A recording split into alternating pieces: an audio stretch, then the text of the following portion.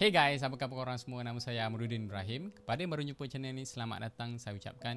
Dan kepada yang dah subscribe dan tengok video-video saya lain, thank you so much. Jadi last week saya ada tanya dalam Instagram saya, kalau macam hari ni korang berbelanja online kan, korang akan prefer menggunakan credit card ataupun BNPL. BNPL untuk orang yang belum pernah dengar adalah Buy Now, Pay Later. Dan keputusannya macam saya expect, hampir 70 ke 80 memilih menggunakan credit card dan hanya dalam 30 ke 20% saja memilih untuk menggunakan BNPL. Jadi basically dalam soalan tu, saya tak tahu sama ada audience saya ni adalah memang pengguna credit card ataupun sebenarnya kalau kita tengok trend BNPL dekat Malaysia ni belum lagi kita cakap mendapat liputan yang luas. Maksudnya ramai lagi orang tak tahu apa semua. Trend BNPL ni dia sebenarnya masih lagi baru dekat Malaysia ni.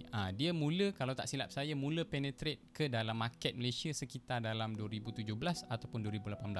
Correct me if I'm wrong. Ianya mula mendapat tempat dalam kalangan Malaysia hari ini adalah selepas COVID-19 mula melanda kita punya negara lah. Sekarang ni kalau tak silap saya, purata orang Malaysia menggunakan BNPL ni sekitar dalam 10 to 15% macam tu lah. Kalau macam kita bandingkan dengan credit card ni kan dah lama kan. Mungkin atuk ataupun nenek kita kalau masih ada, dia pernah menggunakan ataupun masih lagi menggunakan credit card hari ini. In fact, kalau macam kita tengok sejarah ni sendiri, penggunaan credit card ni sebenarnya dah berumur dalam 100 tahun atau mungkin lebih. Tapi BNPL ni is a new thing ataupun is a new beast.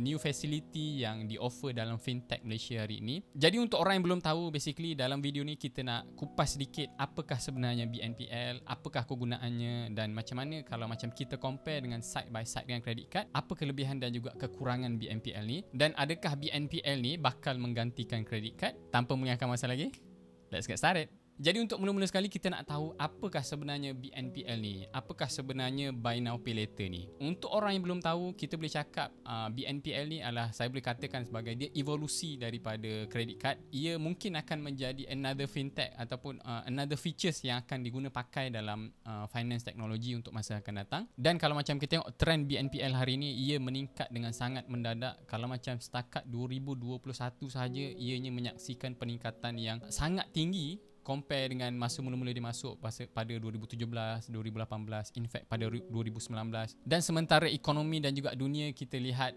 slowly recover macam biasa, dan kita akan tengok trend BNPL ni makin lama akan makin naik. Jadi kalau macam kita tengok konsep credit card hari ni, ianya adalah seperti yang kita tahu, kita ambil dulu whatever barang ataupun benda yang kita nak beli apa semua, dan kita tak perlu bayar pada waktu tu, kita kena bayar pada the end of the month. Ataupun sekarang ni kita akan familiar dengan macam zero interest punya installment kan. So payment tu, instead of kita bayar end of the month, kita boleh tarik sehingga setahun ataupun 3 tahun. Jadi bayaran tadi akan dipecahkan kepada beberapa bulan tadilah, sama ada 12 bulan, 24 dan 36, bergantung kepada kad dan juga barang yang kita nak beli. Jadi BNPL tadi kita boleh katakan ianya macam 0% installment tadi. Except that BNPL provider yang ada dekat Malaysia ni macam Atom, Split, macam sekarang ni Grab pun dah ada dia punya BNPL sendiri. Ianya hanya boleh dibahagikan ataupun kita boleh divide installment tu kepada 3 dan maksimum 6 bulan. Jadi instead of kita beli barang ataupun benda yang kita nak menggunakan credit card, kita sekarang ni boleh membeli barangan tersebut menggunakan BNPL tadi. Cumanya kalau macam saya cakap tadi, tenure ataupun tempoh masa installment tu adalah lebih singkat. Dia tak macam credit card. Credit card boleh tarik sampai 24 bulan, 36 bulan dan sebagainya lah. Jadi kalau macam korang beli iPhone, katakanlah iPhone tu berharga 4,000, so let's say katakanlah korang dapat 4 bulan punya installment ataupun BNPL tu boleh tarik sampai 4 bulan. So basically sebulan korang bayar RM1,000 lah, sampailah end of bulan keempat tu settle korang punya iPhone tadi. Jadi kalau macam kita tengok tadi, BNPL ni dia macam tak best sangat kan compare dengan credit card yang lain. Instead of kalau macam 0% installment tadi, kita boleh tarik sampai 36 bulan. So basically kita punya monthly installment pun adalah rendah. Kalau macam BNPL ni dia sampai 4 ke 6 bulan sahaja. So installment dia of course lah lagi tinggi. Jadi sebenarnya apakah target market BNPL ni sendiri? Siapakah golongan yang sesuai menggunakan BNPL ni? Dan kita nak tahu kenapa BNPL ni wujud sedangkan kita dah ada facility 0% installment credit card tadi kan? Kalau kita tengok kategori ataupun sektor yang cuba di-tackle oleh credit card, biasanya kita akan tengok bank akan cuba tackle barang-barang yang expensive ataupun equipment yang biasanya lebih daripada 3,000, lebih daripada 2,000 apa semua kan. Jarang lah kita tengok barang-barang macam pakaian apa semua boleh bayar dengan credit card kan. So far belum lagi lah saya tengok untuk credit card ni. Biasanya barangan ni adalah barangan-barangan yang mahal, kelengkapan rumah, laptop dan sebagainya kan. Dan berdasarkan pemerhatian saya, BNPL ni dia cuba market segment ataupun sektor yang tak dilihat oleh bank, iaitu sektor-sektor yang lagi murah. Macam tadilah saya cakap pakaian, mungkin groceries, kelengkapan rumah, cheap product dan sebagainya. Itu adalah sektor-sektor yang tak difokuskan kepada bank, dan saya rasa BNPL melihat sektor tersebut adalah satu potensi yang agak besar. Sebab itu BNPL provider ni melihat suatu peluang ataupun market untuk diorang masuk. Jadi macam saya cakap awal-awal tadi, trend BNPL ni start naik selepas COVID masuk ataupun melanda kita punya negara ataupun satu dunia. So ramai dalam kalangan kita yang affected dengan COVID-19, sama ada hilang pekerjaan, hilang sumber pendapatan dan sebagainya. Dan juga selepas peristiwa COVID-19 juga kita akan tengok, kita akan nampak a bloom, kita akan nampak suatu perkembangan gig economy. Ianya satu ekonomi yang bukannya traditional ekonomi yang kita lihat macam pergi kerja, balik kerja apa semua. Ianya satu ekonomi yang lain daripada biasa. Kalau macam kita tengok dekat Vietnam ataupun dekat Filipin kalau tak silap, kita akan tengok trend menjana pendapatan melalui main game macam XC. Korang bayangkan trend di mana kita menjana pendapatan melalui game yang kita main secara online. Dan juga trend seperti buat income ataupun pendapatan daripada NFT, seorang artis ataupun seorang muralist, mereka ni dah boleh menjual hasil karya diorang melalui NFT dan sebagainya kan. Jadi itu adalah contoh-contoh ekonomi yang bloom pada masa sekarang ni, dan kita akan nampak ianya akan expand lagi untuk masa akan datang. Jadi kalau macam kita tengok income ataupun business yang diorang buat melalui ekonomi ni, ada juga yang dah stable, ada juga yang belum stable. Jadi ini menyebabkan untuk orang-orang yang macam tak mempunyai income yang stable ni, disebabkan pandemik, disebabkan di ekonomi apa semua, ianya menjadi sangat mustahil untuk diorang ni untuk apply facility seperti credit card. Biasanya kalau macam kita tengok untuk apply credit card dekat bank, biasanya bank akan minta 3 bulan ataupun 6 bulan punya income statement ataupun slip gaji. So golongan-golongan tadi antara golongan yang tak boleh nak apply credit card. Seterusnya adalah untuk orang-orang yang macam tak mempunyai account bank, untuk orang-orang yang macam tak pernah ada account bank, tak pernah ada credit card, debit card dan sebagainya. Kita cakap unbank punya kategori.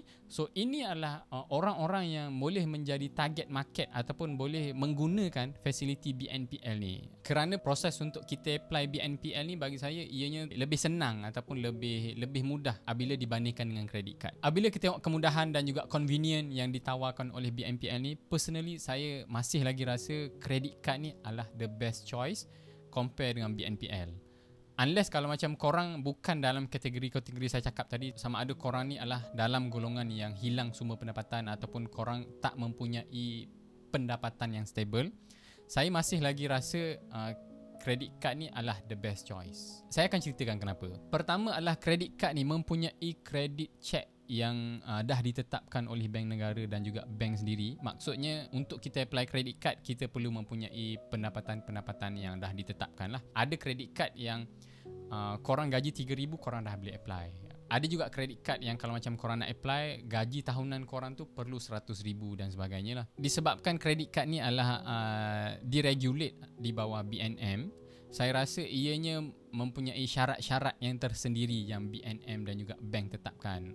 So dia tak adalah semudah macam kita nak apply BNPL. Kalau macam saya tengok beberapa BNPL provider, cukup korang 21 tahun dan korang dah pernah menggunakan facility ataupun apps tersebut, korang dah boleh eligible untuk menggunakan BNPL. So untuk masa pendek dan untuk masa panjang, saya rasa benda tu macam agak flaw kat situ lah. Sepatutnya kita memerlukan bukti yang kita mempunyai pendapatan ataupun income untuk kita membayar kredit ataupun hutang tersebut kan. Dan kredit card ni kita boleh membina credit score daripada behavior ataupun pembayaran kita tadi. Let's say katakanlah korang merupakan seorang pembayar yang bagus, setiap bulan memang korang bayar habis ataupun korang bayar ikut time dia dan sebagainya, korang akan membina credit score ataupun credit behavior yang bagus. So in future katakanlah mungkin 2-3 tahun lagi korang nak beli rumah, nak beli big ticket item kan, rumah, kereta dan sebagainya.